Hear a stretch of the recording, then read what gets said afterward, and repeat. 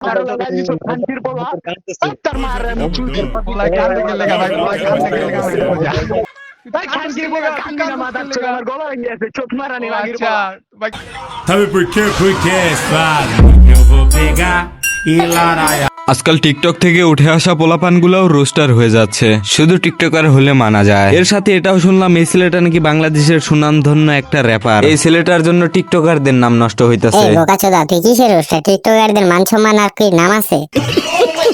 Hey guys, আসসালামু আলাইকুম, this is Faisal.